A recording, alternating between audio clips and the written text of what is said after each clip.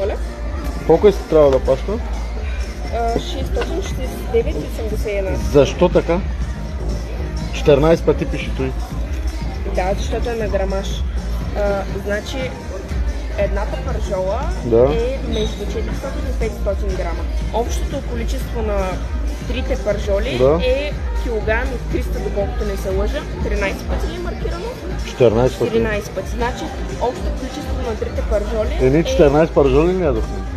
Не, вижте, цената е за грамаж. 100 грама е 35 лева. Точно така.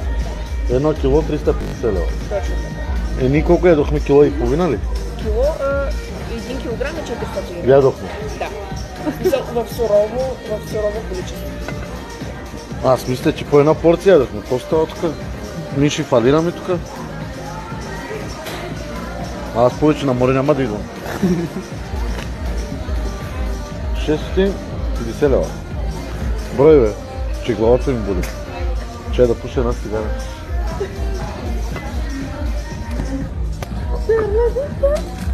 Co peninkala canım, değneğimi skala. Ek banek paras. Kao 14 порции мушим хаям.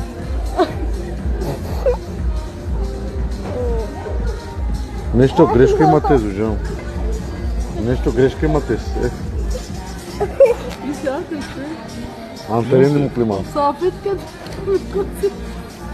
От дене му си е човека, който авар. Не, да не идва тук да ядете. 100 грама. Моята колко грама беше? 150 лева.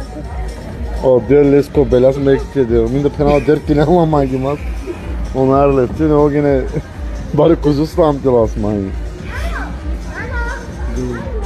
Кибър сайда, мочу. 6.